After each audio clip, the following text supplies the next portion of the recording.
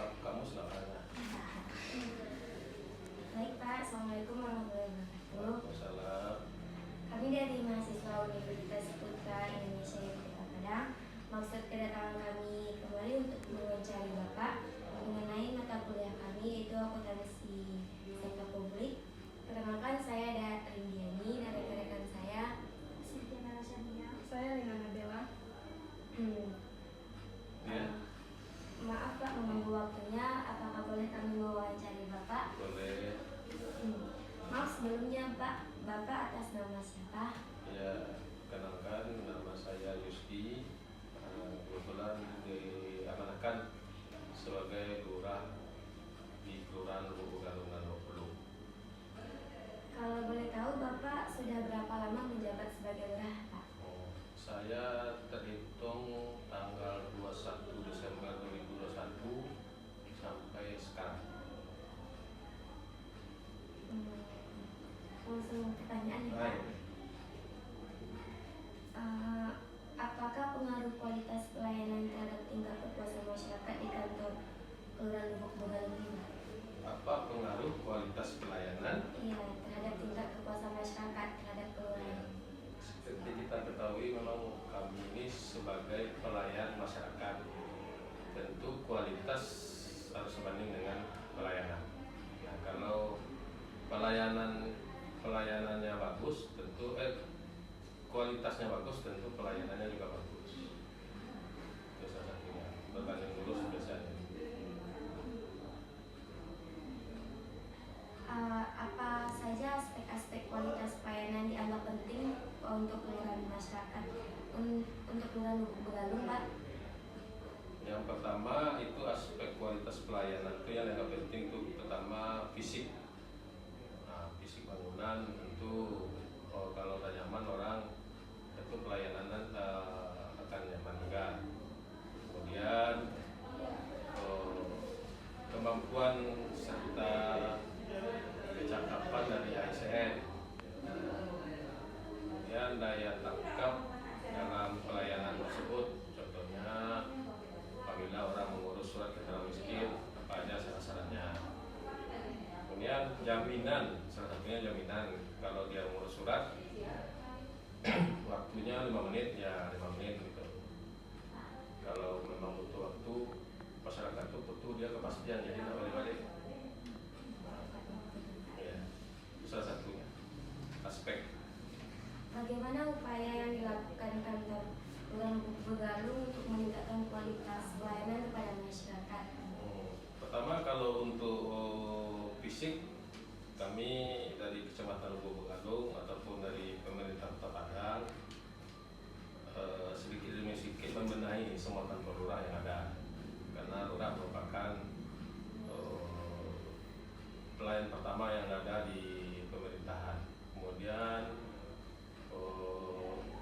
terhadap ASN yang di bagian pelayanan kita berikan ada pelatihan, apakah itu ada yang baru tentang prosedur SOP dalam surat menyurat, itu diadakan pelatihan. Bagaimana dampak perbaikan kualitas pelayanan di kantor Lubuk kelurahan ini terhadap persepsi dan kepuasan masyarakat Pak? Alhamdulillah sejak saya di sini 2021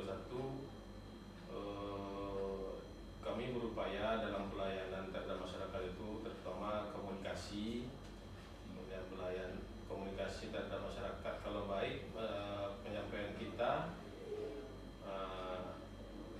masyarakat tuh masuk bakari kan yang kaluannya senyum.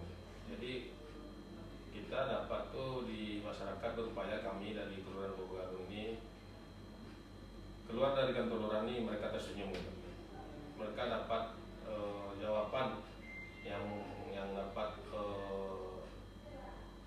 puas dengan jawaban yang kita berikan. Nah, mereka tentu akan puas juga terhadap pelayanan kita.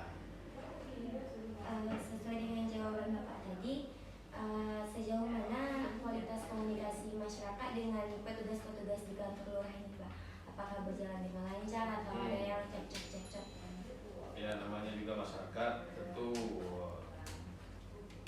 tergantung SDM-nya juga.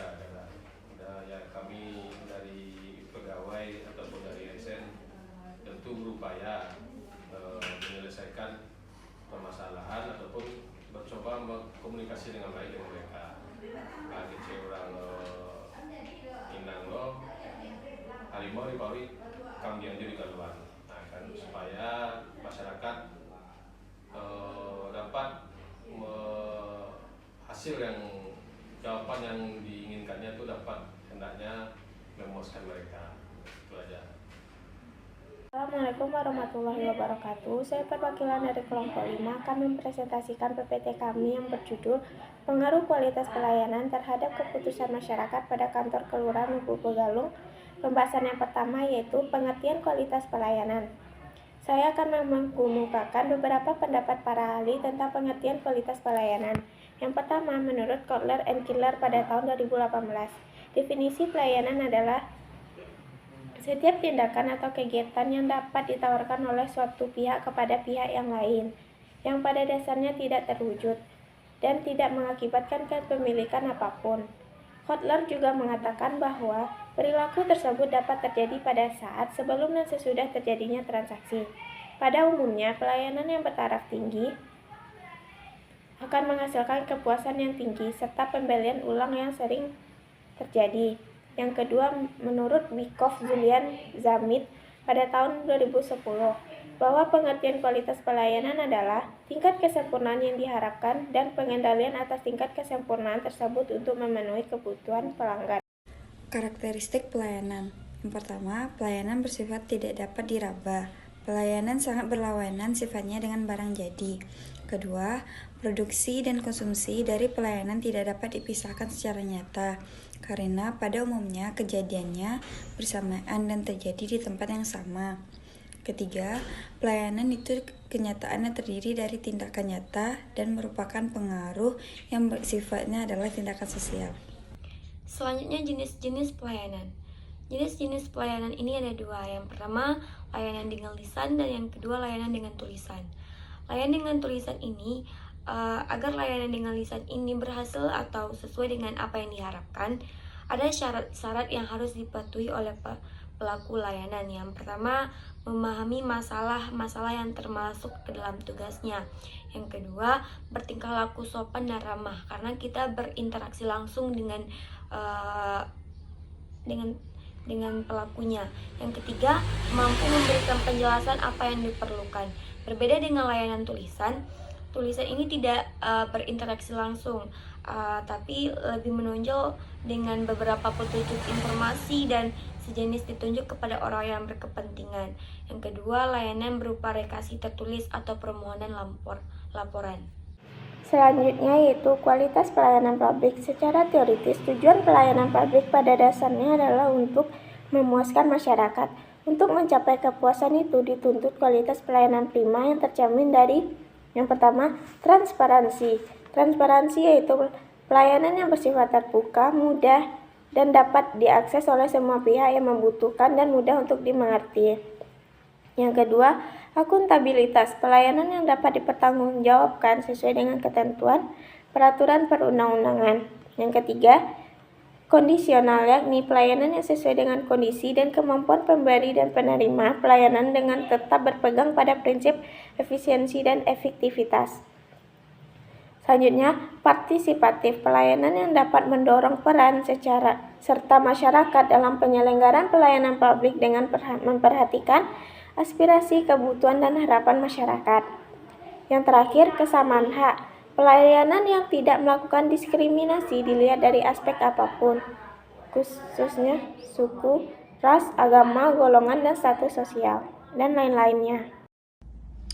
Faktor-faktor yang mempengaruhi persepsi dan ekspektasi. 1. Kebutuhan dan keinginan yang berkaitan dengan hal-hal yang dirasakan pelanggan ketika ia sedang mencoba melakukan transaksi dengan perusahaan. Yang kedua, pengalaman masa lalu ketika menggunakan jasa dari perusahaan atau lembaga pemasyarakatan. 3. Pengalaman dari teman-teman di mana mereka akan menceritakan tentang kualitas pelayanan yang diterima. Yang keempat, komunikasi melalui iklan dan pemasaran juga mempengaruhi persepsi dari pelanggan terhadap jasa yang akan diterimanya. Selanjutnya, model kualitas pelayanan. Yang pertama yaitu professionalism and skill. Yang kedua, attitude and behavior. Yang ketiga, accessibility and flexibility. Yang keempat, reliability. Yang kelima, recovery. Itu model kualitas pelayanan. Model kualitas pelayanan di sini ada 5, yaitu professionalism and skill. Yang kedua, attitude and behavior. Yang ketiga, accessibility and flexibility. Yang keempat, reliability and trustworthiness. Yang kelima, recovery. Saya akan melanjutkan PPT berikutnya, yaitu pengertian kepuasan masyarakat. Kepuasan merupakan respon positif dari pelanggan atau masyarakat atas pelayanan yang telah diberikan. Kepuasan masyarakat sendiri adalah pendapat masyarakat atau tanggapan masyarakat tentang pelayanan yang diperoleh, apakah sesuai dengan yang diinginkan atau tidak. Baiklah, saya akan menjelaskan materi tentang tujuan pemberian kepuasan pada masyarakat. Tanda dari kepuasan tersebut dapat diidentifikasi sebagai berikut. Pertama, senang atau kecewa atas perlakuan atau pelayanan yang telah diberikan. Yang kedua, mengeluh atau mengharap atas perlakuan yang semestinya harus diterima atau diperoleh. Yang ketiga, tidak membenarkan atau menyetujui sesuatu yang bertautan dengan kepentingan. Yang keempat, menghendaki pemenuhan kebutuhan dan keinginan atas berbagai pelayanan yang diterima. Unsur-unsur kepuasan masyarakat. Yang pertama, prosedur pelayanan. Yang kedua, persyaratan pelayanan. Yang ketiga, kejelasan petugas pelayanan. Yang keempat, kedisiplinan petugas pelayanan. Dan yang kelima, tanggung jawab petugas pelayanan. Selanjutnya, tingkat kepuasan pelanggan atau tingkat kepuasan masyarakat. Bila kinerja lebih rendah daripada harapan pelanggan, pelanggan akan merasa tidak puas karena harapan yang lebih tinggi daripada pelayanan yang didapatkan atau pelayanan yang didapatkan dari ASN yang melayani masyarakat tadi. Bila kinerja sesuai dengan harapan pelanggan, pelanggan akan merasa puas atau masyarakat akan merasa puas dengan hal yang diberikan.